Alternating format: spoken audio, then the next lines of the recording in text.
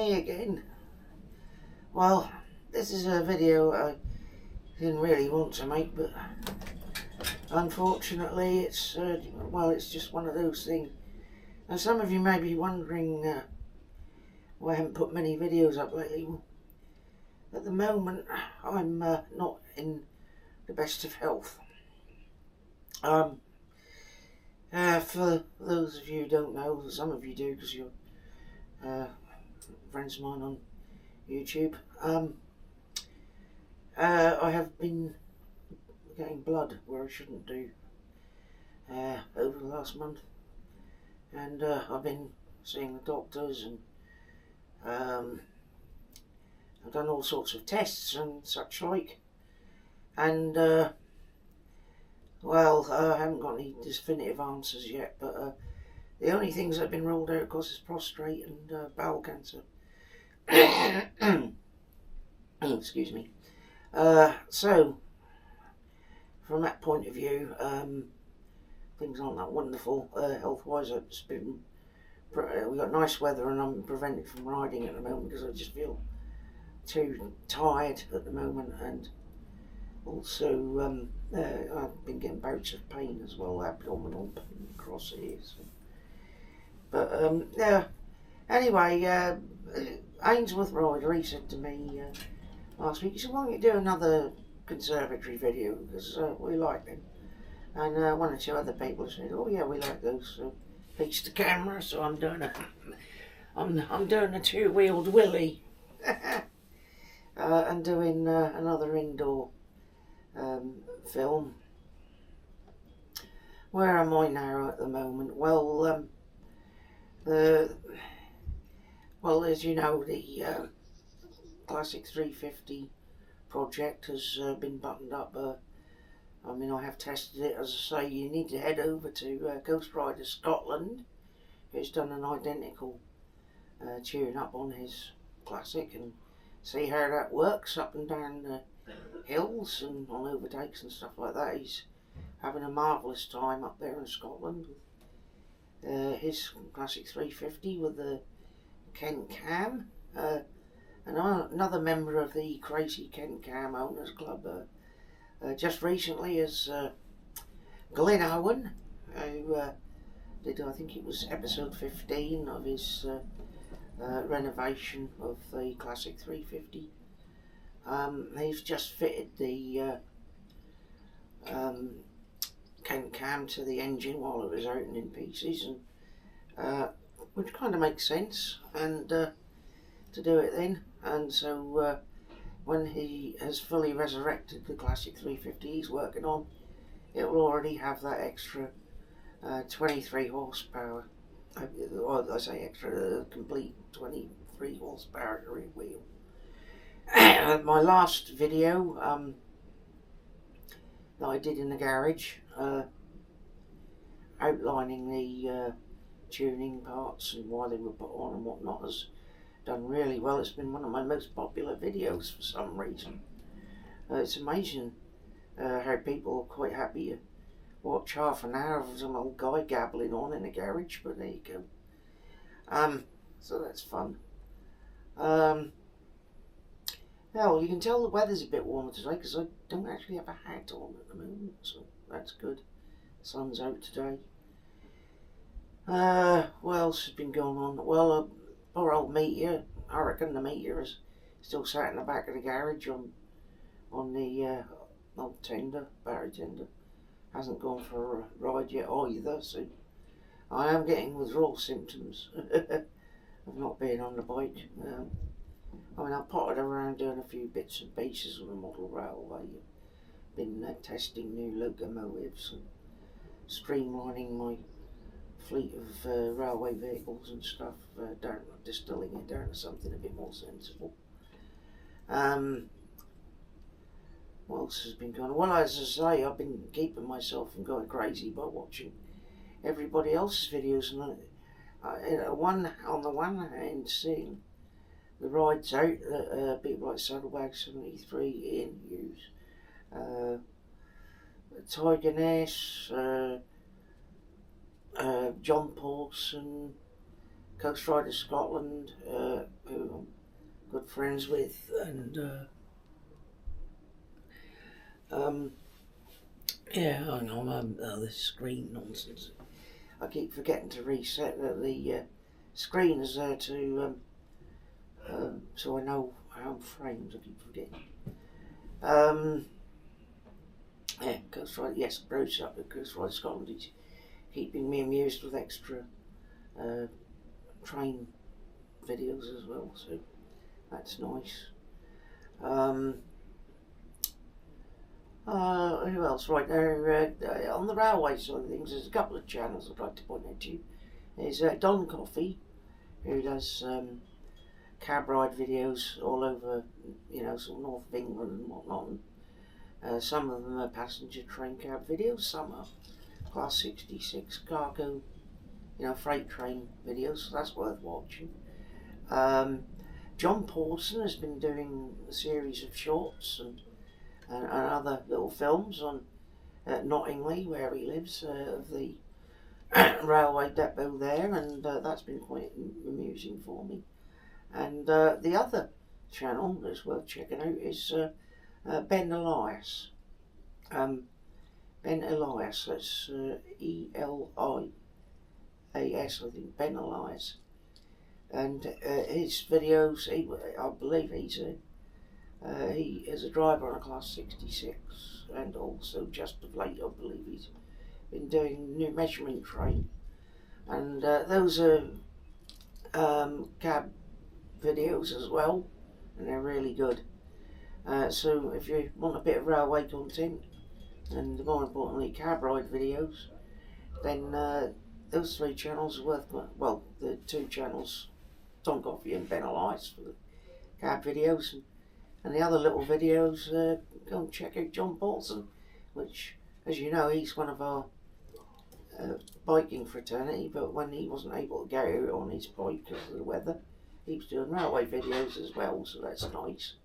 So perhaps I'm not unique in having a mixture of bikes and railways. Well, of course, I also going to throw in some military history from time to time as well. And whatever else you might have noticed from my recent videos was the new herring bridge at Great Yarmouth, and of course showing off my wife's new hat. And of course, what really surprised me is my dear wife decided to be on camera that time. So if you want to see what Jackie looks like, go watch that. What else is going on? Well, you'll be pleased to know that Bugsy the cat is in perfect health. Plays with his feather on a stick a lot, and well, basically eats and sleeps the rest of the time. And very occasionally he'll photobomb my film. He's having a nap at the moment, so I don't think I'll be bothered today. Right, now getting back to the bikes. Well, I am hoping to get out on the bike at some time soon. As soon as these bloomin' doctors can make their minds up and tell me exactly what's wrong, and hopefully sort me out some sort of treatment and pain relief, and I might actually be able to get out on the bike again. Obviously, some of you may have noticed also that I got a new mobility scooter because the wheelchair I used was somewhat hazardous, especially going up to Sheringham. So I've got a Kimco Agility mobility scooter. It's the first one I bought brand new. I used to buy them second hand, but I decided to treat myself to a brand new one, which was about $2,500, I think, but because it's brand new, got all the warranty and everything. That's a lovely little machine. It gets me about, obviously we've got a ramp on our van, so I can roll down the ramp and leave the mothership, so to speak, and then Jackie and I can get about. Because as you know, I can't walk very far. I have improved a little bit walking wise, in as much as using the mobility scooter now instead of the wheelchair. I can actually get out of the mobility scooter there are odd shops where I can't, obviously won't be able to ride in. So I got a stick, a collapsible stick that I can use for when I'm wanting to get into a shop and I can just sort of hobble in. So I've been doing a little bit of limited pedestrian stuff. So yeah, so I can get in the shop, but at least I can get in the model railway shop and get me bits and pieces. I stand for a little while longer than I did do, and I've got the stick to lean on, so that's better. One of the other things I was looking at was possibly getting one of the things I made a mistake with. I had a Honda Forza 300 super scooter, which I had brand new in 2015, and I rode it for 18,000 miles and had it for about 7 or 8 years. And when I started my retirement bikes, I rather foolishly I sold it because I didn't think I'd have enough garage space at the time, and I really rather regret doing that now, because obviously I found out this last winter it would have been quite handy to be able to have that to ride, because even in inclement weather it used to keep most of it off me, and so I am actually now looking into getting another Honda Forza. I have been looking at one, and well, watch your space as far as that's concerned. That may or may not happen, but I may end up adding a Honda Forza to my hangar. I mean, the one thing is I'll always be at Royal Enfield, so so there is that. But I suppose it's horses for courses, really. I mean, under certain circumstances, it's easier for me in winter and inclement weather to use a maxi scooter, and it's a manual motorcycle. And it's only when I've got really good weather that I find I'm comfortable on a manual motorcycle. So I'm looking at different possibilities at the moment. As I say, the health issues are the problem at the moment. Yeah. So if I look a bit tired at the moment, it's because I had a couple of bad nights with pain across my abdomen. There's definitely something inflamed in there and whatnot, and they just haven't decided what's causing it. So hopefully I'll have some answers soon. Yeah, you'll have to excuse me if I'm a little incoherent. I've got so much at the moment that I'm having trouble marshalling all my thoughts.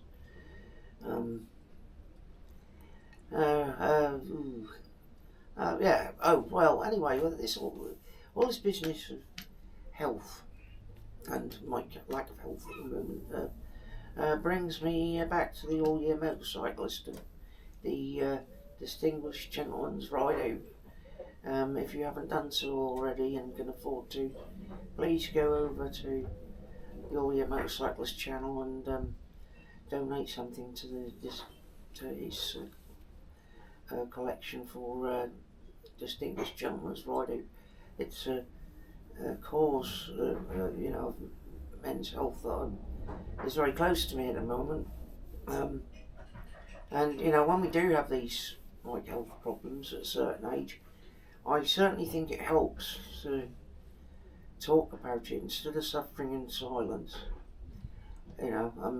So I support men's health awareness to the point that we should talk about these things. Oh, hello.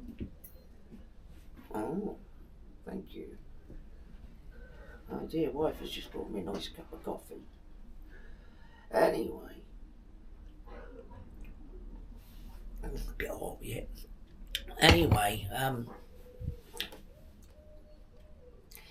as I say, pop over All Year Motorcyclist and donate something if you can. And if you have got problems health-wise, reach out to somebody fellow YouTuber, a mate from, you know, down the pub, somebody you meet up with on your rides out, riding buddies, family members, somebody. Just don't suffer in silence. If you've got something gone wrong with your health, that might, just talking to somebody about it might just save your life, because you know, some things some people are going to have experienced. You know, anything you can experience health-wise is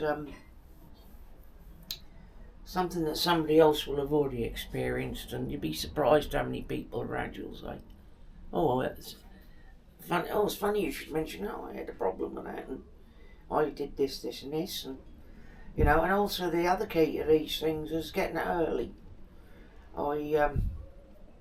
When I started having a problem with blood, passing blood, first thing I did is I headed for the NHS website and tapped in the symptoms and put me on some pages telling you possible things it could be. There were several things, including prostrate or bowel and Crohn's, and believe it or not, eating too much beetroot, would you believe?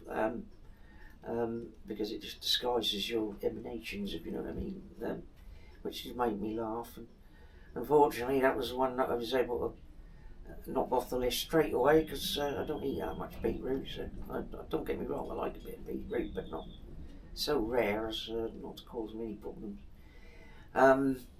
But a lot of the other things.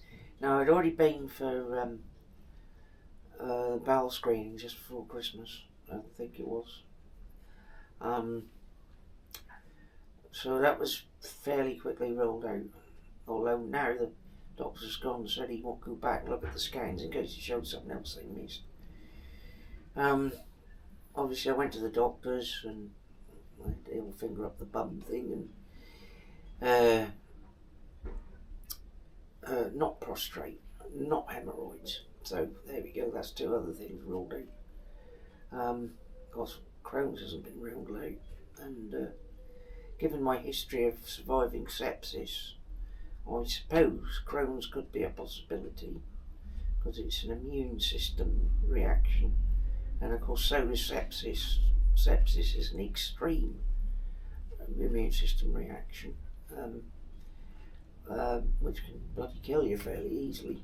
Crohn's is more of the same, but not quite so severe, although people who've got it will tell you it's severe, and always lose it. Yes, it is severe, especially because it causes pain and stuff like that. But there are treatments for it, and there are strategies and coping with it.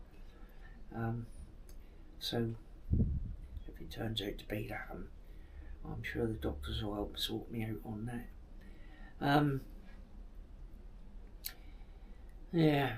Well, what else we got going on at the moment? Well, well, we've got some things going on with the model railway. Let me have a quick look. Hang on, I'll just turn you around here. There we are. Yeah, so as you can see, I've got a new locomotive, Class 47, Lady Diana Spencer. I've got a Class 20 on the go, a Class 33 and another Class 47. You know, there's a few things kicking around here that I'm toying with and whatnot. So you can see I've got a few bits of rolling stock, and I've been doing some of the blooming ballasting. Oh, it's such a tedious job, that ballasting. Drives me round the bend, it does. Anyway, that's little bits on the model railway there. Let's pop that back there. There we go. So yeah, I'm keeping busy with bits and pieces. I've still got umpteen model kits in a big pile upstairs, which I haven't built yet. They're all 1/16 armoured vehicles. I've got a Sturmgeschütz to do, a Panzer III to do, Sonderkraft 251 German half-track to do, Sherman Easy 8 to do, like the one out of the film Fury. And an Achilles tank destroyer, and they're all in 1/16 scale, which is a large scale. God alone knows where I'm going to display the things when when I built them. I've got a funny feeling I'm going to have to put a special display shelf up in the garage for those, because they're going to be too big to be on display in the house, I think. So the man cave will hopefully eventually be getting some more. The trouble is, it takes me, I don't know, it'll take me a couple of months to build each one from start to finish. So I've got plenty of work to do there. And also, like today, I've got to go through all my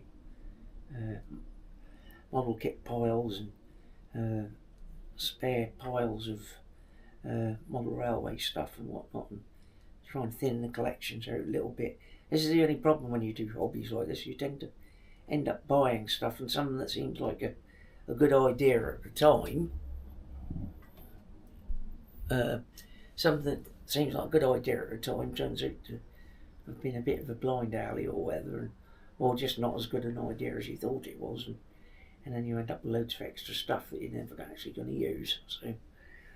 So that you know, anybody who does model making as a hobby, be it model railway or armoured vehicles or aeroplanes or what have you, it's going to get these odd times once or twice a year where they need to evaluate what they've accumulated in the pile of shame, as we call it. The pile of shame is usually made up of loads of kits that you haven't gotten around to doing. So yeah, that's a thing. So as you can imagine, with everything else going on at the moment, it's handy to have something to take your mind off what's going on.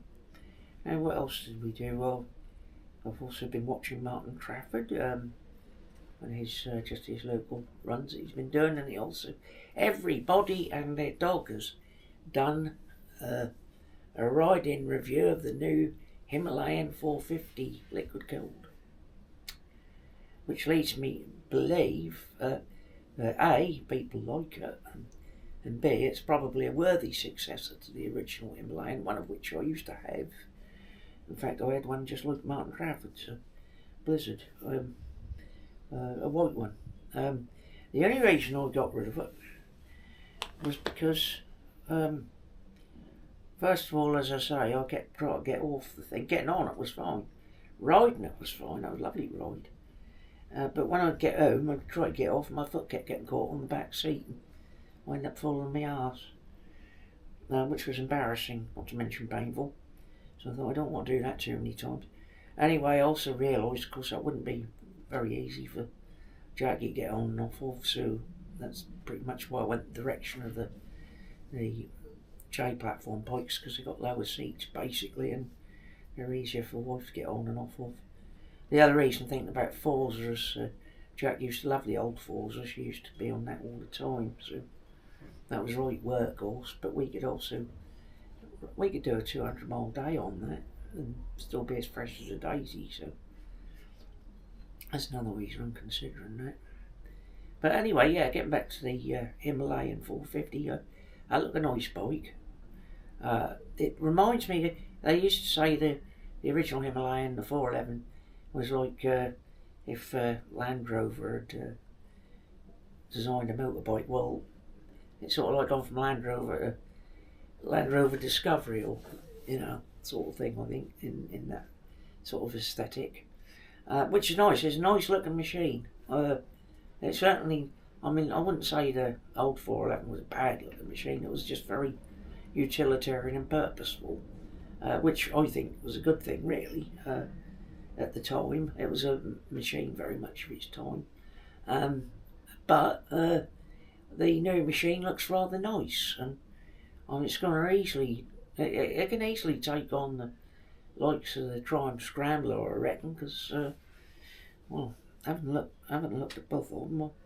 I think actually the new Himalayan 450 has got a bit of an edge, to tell the truth, and if they keep the build quality up and whatnot, that's a good thing. One thing I have noticed though is that pretty much nearly everybody who's done a ride review on the Himalayan 450 has found that their camera's making the speedometer flicker. Obviously that's to do with it being an LCD speedometer on there and display, and it sort of clashes with the frame rates on some cameras. So they always suggest that people should check their frame rate, see what their frame rate is. I think, I might be wrong here, but I think if you raise the frame rate, that might put it right. Or you've got to find out what you really need to find out, I suppose, is what the scan rate of the TFT is. Well, it's not TFT, it's LCD display.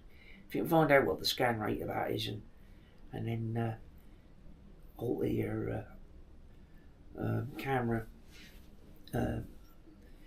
frame rate accordingly. Unfortunately, I don't know the figures for that, so, but I'm sure some of you clever people out there will work that out with your cameras, and maybe you can let us all know. You know, because it's going to be an issue that will come up, I suppose, on future bikes with using LCD screen. The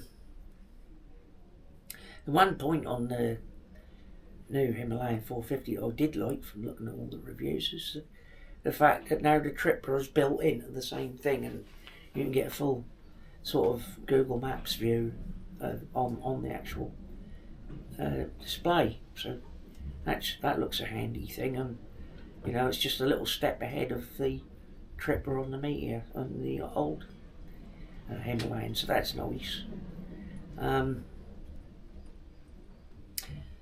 Yeah, that's looking like a very promising motorbike, and if anybody would like to donate one to my channel, I'd like the black and gold one. I don't mind if it has tube tyres, I'm not that fussy really. But as I say, if somebody wants to gift me one, I'll be quite happy to accept. And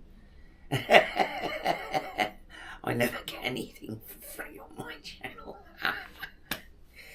You know, but one can try. No, actually, I'd just be happy if people just subscribe and comment and whatnot. And I like reading the comments, and I try, as I say, like most people, I do try and answer them all. You'll be pleased to know that my subscriptions have gone up to 230, which you know, in the scheme of things doesn't seem like a lot, but you know, my friend Ian was telling me that the first 1,000 subscriptions are the hardest, and it seems to do well after that. I mean, I'm still, even though I haven't been able to put so many videos out just lately, I'm still steadily picking up 2 or 3 subscribers a week. People are going back and looking at my back catalogue. I'm really surprised which videos have done really well and which aren't. And ones like the ones on my probably the Enfield Bullet 500 haven't done that well, which surprised me really, as it's such a cold motorcycle. And I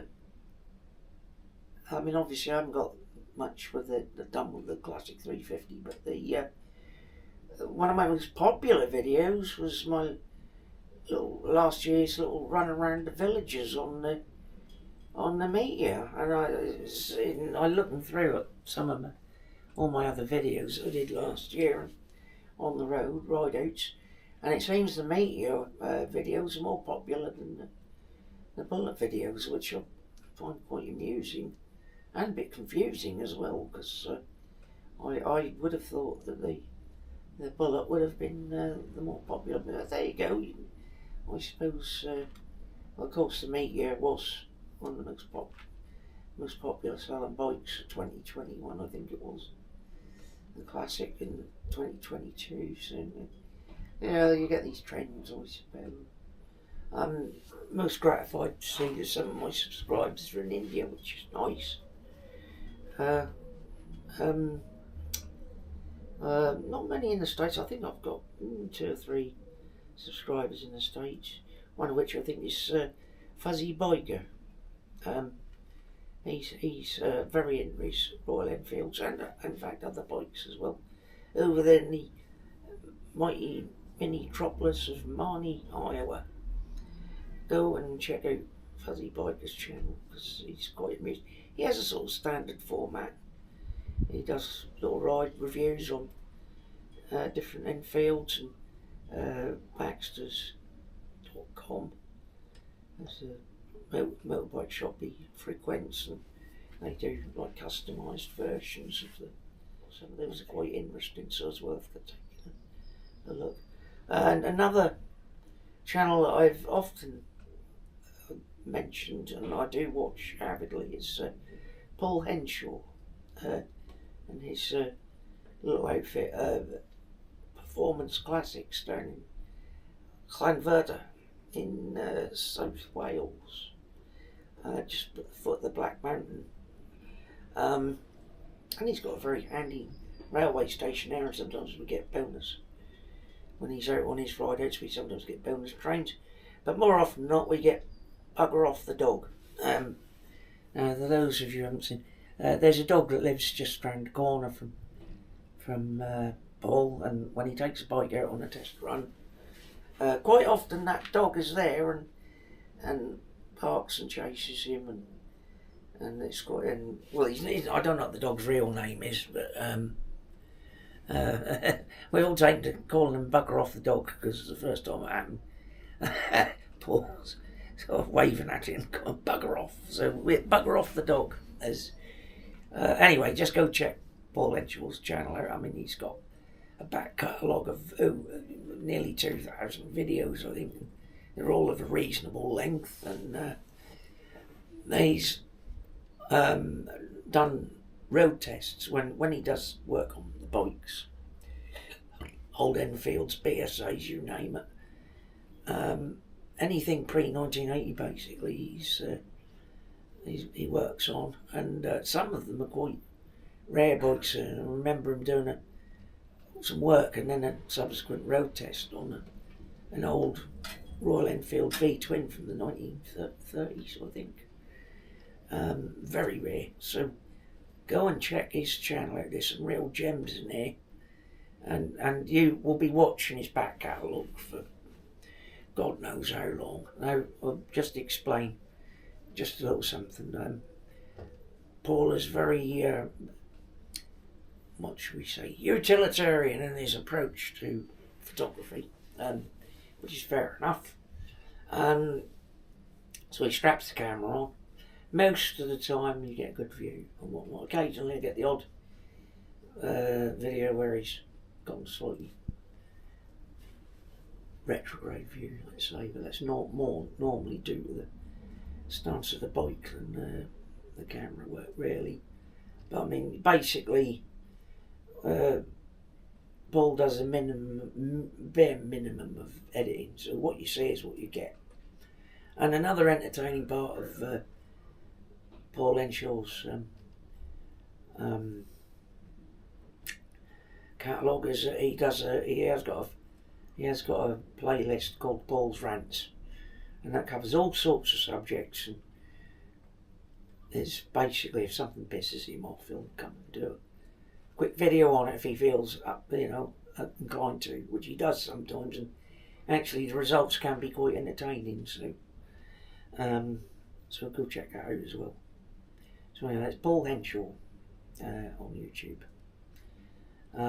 Right, I think we've gone 30 minutes now. I think that's quite long enough to bore you.